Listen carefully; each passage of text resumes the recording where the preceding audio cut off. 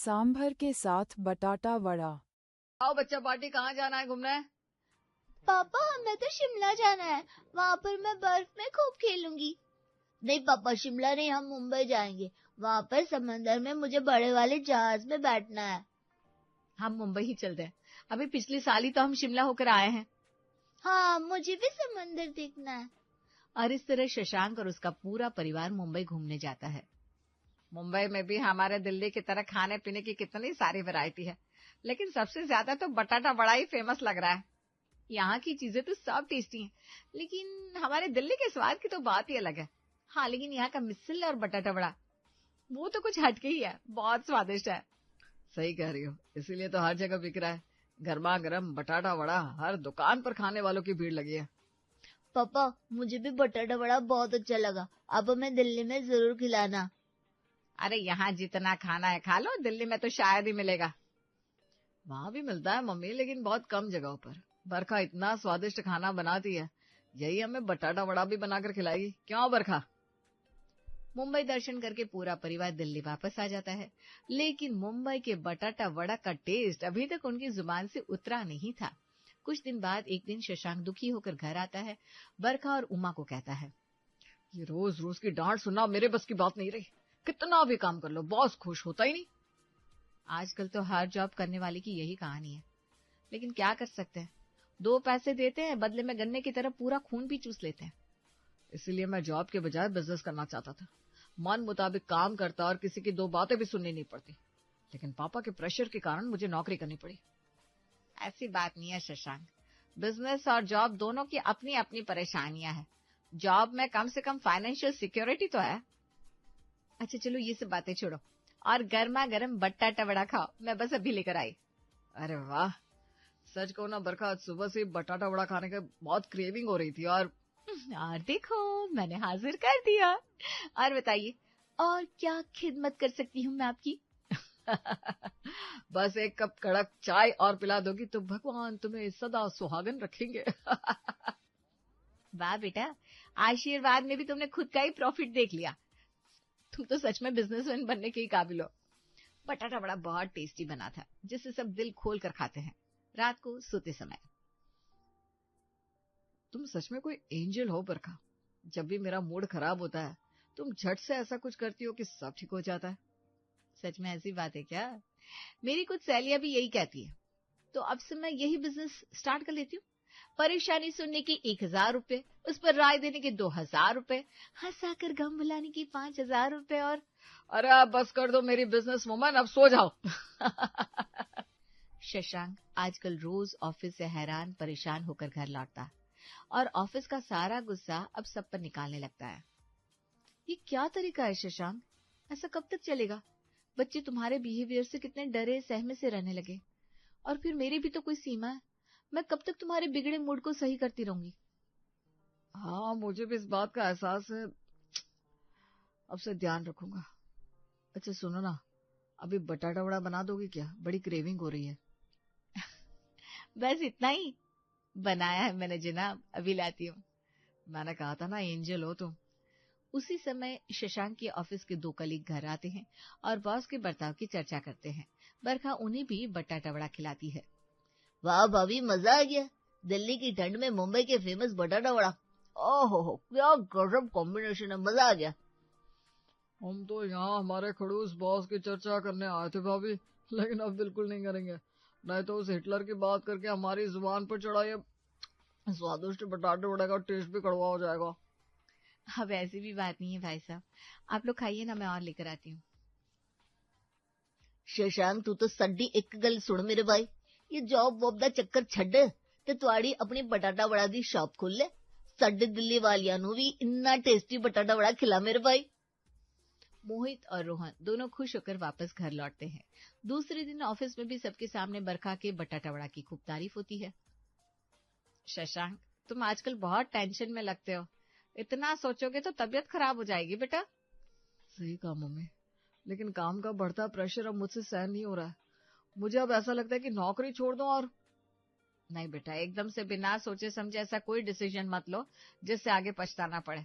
अभी तुम्हारे बच्चों की जिंदगी शुरू ही तो हुई है। यही सोचकर तो मैं भी ऐसा कदम नहीं उठा पा रहा हूँ। वरना बॉस का बिहेवियर इतना बुरा है कि कभी कभी तो लगता है लात मार दो ऐसी नौकरी को या खुद को। नहीं बेटा, ऐसी अशुभ बात नहीं करते। तुझे नौकरी नहीं करनी तो मत कर, हम सब मिलकर कुछ कर लेंगे। उमा को शशांक का स्वभाव अच्छे से पता था। वो किसी के अंडर काम कर ही नहीं सकता था। प्रेशर में आकर वो कुछ गलत कदम ना उठा ले, इसलिए वो झट से ऐसा कह देती है। एक दिन शशांक बेहद गुस्से में घर आता है और बरस पड़ता है। मम्मी, बरखा, मैंने नौकरी छोड़ दिया। क्या? हाँ, और मैंने ये भी सोच लिया कि आगे क्या करना है। मैं यहाँ दिल्ली में मुंबई के फेमस बटाटा वड़ा की दुकान खोलूंगा। उमा और बरखा दोनों हैरानी से शशांक का मुंह ताकते रह जाते हैं, लेकिन शशांक के गुस्से को देखते हुए चुप रहने में ही अपनी भलाई समझते हैं। शशांक आगे कहता है, मैंने सब प्लानिंग भी कर लिया। पहले मैं एक स्टॉल से शुरुआत करूंगा, फिर पैसे जमा करके धीरे धीरे बड़ी दुकान खोलूंगा। कैसा आइडिया है? देखो शशांक, तुम ये भूल रहे हो कि तुम एक कंप्यूटर इंजीनियर हो। इतनी अच्छी खासी नौकरी छोड़कर स्टॉल लगाने में क्या तुक है? ये भी नहीं सोचा कि तुम पर तुम्हारी माँ, पत्नी और 2 बच्चों की जिम्मेदारी है। मुझे मेरी जिम्मेदारी का एहसास है और तुम लोगों का ख्याल भी है। अब तुम दोनों से बस एक ही रिक्वेस्ट है कि अभी मुझे तुम दोनों के साथ की जरूरत है, ना कि तुम्हारे भाषणों की। ठीक है, तूने जब ठान ही लिया है तो अब हम कर भी क्या सकते हैं। नौकरी तो वैसे भी तूने बिना सोचे समझे छोड़ ही दी है। हाँ, हम तुम्हारे साथ हैं, लेकिन जो भी करना सोच समझ कर करना। मेरी कोई हेल्प लगेगी तो जरूर बताना, वैसे भी मैं घर में खाली ही रहती हूँ। सबसे बड़ी हेल्प तो तुम्हारी ही लगेगी मुझे बरखा। पहले तुम मुझे बटाटा वड़ा बनाना सिखाओगी, फिर मैं वर्कर्स को सिखाऊंगा। शशांक की अचानक नौकरी छोड़कर स्टॉल लगाने की बात सुनकर मोहित और रोहन उसे समझाते हैं। मेरी बात को तो तूने बड़ी सीरियसली ले लिया मेरे भाई। मैंने तो मजाक किया तो तूने सच में नौकरी छोड़ दी। ये क्या कर बैठा भाई। खैर, हमारी जब भी जरूरत पड़े तो बताना भाई है हम। माँ और पत्नी का सहयोग मिलते ही शशांक 7वें आसमान पर पहुंच जाता है। शाम को पूरा परिवार फूड जंक्शन नाम की जगह पर जाता है, जहां पर खाने पीने के कई स्टॉल लगे होते हैं। मम्मी बरखा, देखो यहाँ कितनी सारी खाने की वैरायटी है, लेकिन बटाटा वड़ा की एक भी शॉप नहीं है। अगर हम यहाँ अपना स्टॉल लगाते हैं तो खूब चलेगा। सही कह रहे हो तुम। और देखो ना, हर वैरायटी के खाने की 2-2 स्टॉल है। फिलहाल तो बटाटा वड़ा की केवल हमारी स्टॉल रहेगी। फिर तो जल्द से जल्द आगे की प्रोसेस शुरू करते हैं बेटा। हाँ माँ, और स्टॉल का नाम रहेगा मुंबई स्पेशल बटाटा वड़ा। वर्कर्स रखने की बजाय पहले कुछ दिन मैं तुम्हारे साथ चलूंगी, ताकि खर्च कम हो जाए। हाँ, ये सही रहेगा। शशांक जी जान से जुटकर स्टॉल से रिलेटेड पूरी जानकारी इकट्ठा करता है और कुछ लोन भी उठाता है, और जल्दी ही फूड जंक्शन में उनकी स्टॉल लग जाती है। आज हमारे मुंबई स्पेशल बटाटा वड़ा स्टॉल का पहला दिन है। भगवान करे सब अच्छा रहे। सब एकदम अच्छा रहेगा, हमें पॉजिटिव सोचना चाहिए। लेकिन पहले ही दिन उन्हें निराशा हाथ लगती है।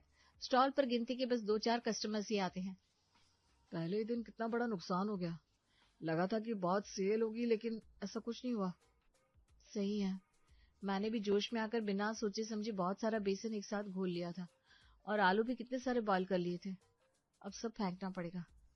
अब जो हुआ सो हुआ, आज तो पहला दिन था। कोई भी धंधा धीरे धीरे ही स्पीड पकड़ता है। आज जो गलतियां हुई उन्हें कल मत दोहराना, थोड़ा समय तो देना पड़ेगा ना। उमा की बातों से दोनों में फिर से जोश जागता है, और दूसरे दिन दोनों पति पत्नी दुगने जोश में स्टॉल पर पहुंचते हैं। लेकिन आज भी बस चाट, पिज्जा, बर्गर, मोमोज, डोसा और चाइनीज की दुकान में ही भीड़ दिखती है। शशांक, ऐसा करते हैं, हम बाकी स्टॉल वालों की तरह आवाज लगाकर कस्टमर्स बुलाते हैं, शायद कुछ फर्क पड़े। अब हमें सारी झिझक और शर्म छोड़कर ही काम करना होगा। ठीक है, ये भी करके देख लेते हैं। बटाटा वड़ा, आइए आइए, मुंबई के स्पेशल बटाटा वड़ा अब हमारे दिल्ली में आइए। दिल्ली की कड़कड़ाती ठंड में मुंबई की गर्मा गर्म बटाटा वड़ा का स्वाद लीजिए। एक बार खाएंगे तो बार बार आएंगे। और ये तरीका थोड़ा असर दिखाता है। कुछ कस्टमर्स अट्रैक्ट होकर स्टॉल पर आते हैं, और उस दिन बहुत ज्यादा तो नहीं, लेकिन पहले दिन से तो अच्छी सेल होती है।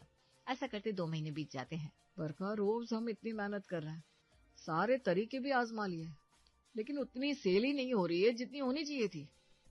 सही कह रहे हो, सेल तो बढ़नी चाहिए, वरना बहुत प्रॉब्लम हो जाएगी। हमने हमारी सेविंग का बहुत बड़ा हिस्सा यहाँ इन्वेस्ट किया है। ऊपर से लोन अलग शुरू है। अब तो डर लगता है कि मेरे इस फैसले की वजह से पूरा परिवार मुश्किल में ना आ जाए। तुम टेंशन ना लो, जहाँ चाह होती है वहाँ राह भी होती है। कोई ना कोई रास्ता तो मिल ही जाएगा। लेकिन और कई दिन बीत जाने के बावजूद भी सेल तो होती है, लेकिन इतनी नहीं कि सारे खर्च आराम से मैनेज हो जाए। बेटा, कल इनकी ट्यूशन टीचर का फोन आया था, तुमने 2 महीने से फीस नहीं दी है क्या?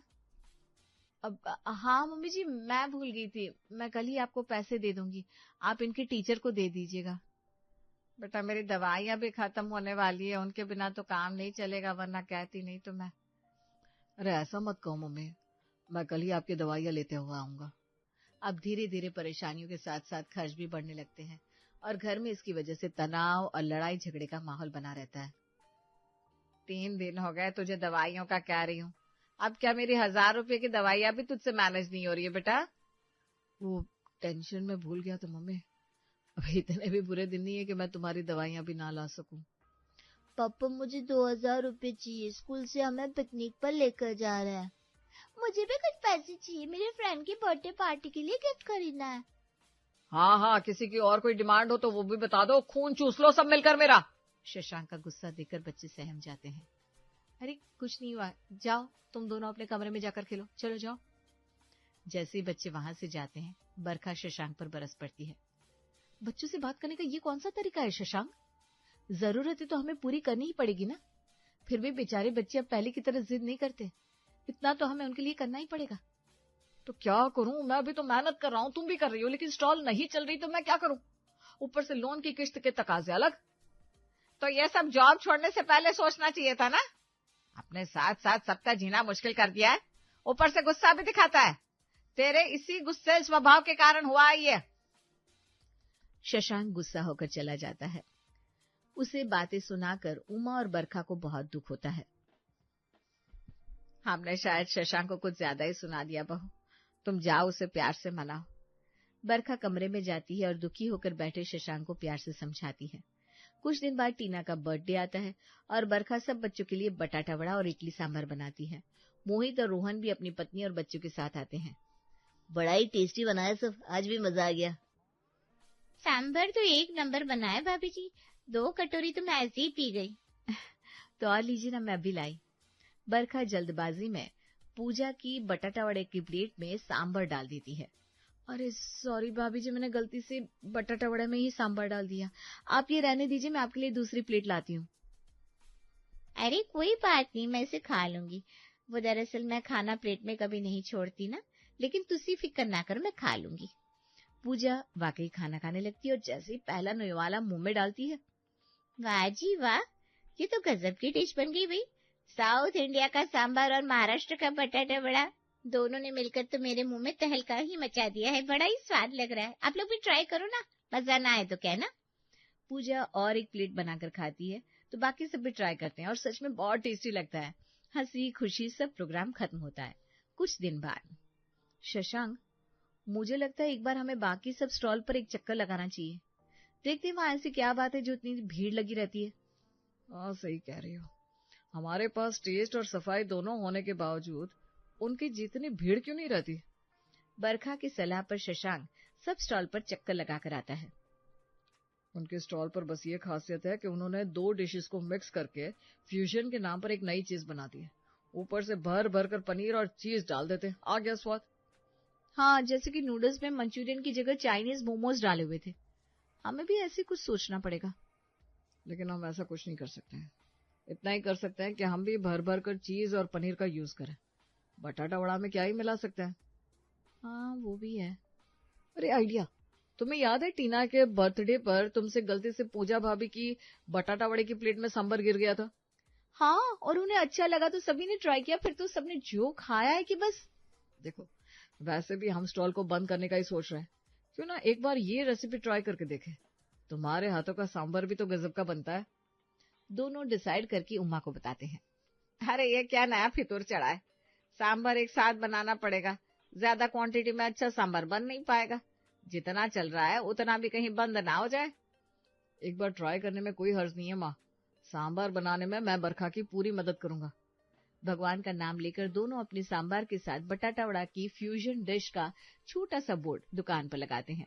संयोग से यंग बच्चों का एक ग्रुप उनकी स्टॉल पर आता है। सांभर के साथ बटाटा वड़ा, ये कैसी डिश है भाई? मुझे तो दोनों ही बहुत पसंद है, ट्राई करके देखना तो बनता है बॉस। मैं भी ट्राई करूंगी। पिज्जा, बर्गर, मोमोज, चाइनीज खाकर ना मुझे ये फील होने लगा है कि मैं भी कोई फॉरेनर हूँ। इसको देसी फ्यूजन को ट्राई करना ही चाहिए। बच्चों को ये देसी डिश बहुत पसंद आती है। उनको खुश देखकर बाकी सब भी इस नई फ्यूजन रेसिपी को ट्राई करते हैं और उन्हें भी बहुत पसंद आती है। धीरे धीरे ये देसी फ्यूजन और उनका बिजनेस दोनों चमक जाते हैं। मम्मी, एक खुशखबरी है, हमें बड़ी दुकान का पोजीशन मिल गया है। अगले हफ्ते ही हम बटाटा वड़ा की शॉप वहां शिफ्ट कर लेंगे। अरे ये तो वाकई अच्छी बात है। और शशांक और बरखा बिजनेस को बड़ी दुकान में शिफ्ट कर देते हैं। यहाँ भी उनकी गाड़ी दौड़ पड़ती है, लेकिन बरखा अब घर पर कम ध्यान दे पाती। एक दिन, कितनी देर से फोन लगा रही हूँ बहू, आज खाना बनाने वाली बाई नहीं आई। मैं और बच्चे कब से भूखे बैठे हैं। आजकल तो तुम्हें घर का कोई होश ही नहीं है। सॉरी माँ जी, वो फोन चार्ज नहीं था ना, मैं भी कुछ बना देती हूँ। लेकिन अब ये रोज की खिटपिट हो जाती है। एक दिन तंग आकर बरखा कहती है, मुझसे अब नहीं हो रहा है शशांक, दुकान से इतना थक जाती हूँ कि माँ जी और बच्चों का ध्यान भी नहीं रख पाती। तुम अब खुद हैंडल करो। दुकान पर कितनी भीड़ होती है बरखा, दो हेल्पर्स के बावजूद मैनेज नहीं हो रहा है। ऊपर से तुम नहीं आओगे तो बहुत प्रॉब्लम हो जाएगी। ये सारी बातें उमा सुन लेती है और उसे अपने व्यवहार पर दुख होता है। सॉरी बच्चों, मैं बहुत गलत थी। तुम लोगों की मदद करने के बजाय मैं तुम्हारी परेशानी बढ़ा रही हूँ। अब तुम दोनों केवल अपने बिजनेस पर ध्यान दो, घर और बच्चों की जिम्मेदारी मेरी। वैसे भी दो मेड्स हैं मेरी हेल्प के लिए। बरखा और शशांक भी अब घर और दुकान दोनों को बैलेंस करके चलने लगे, ताकि किसी को कोई परेशानी ना हो। इस तरह सांभार और बटाटा वड़ा का देसी फ्यूजन रंग जमा देता है।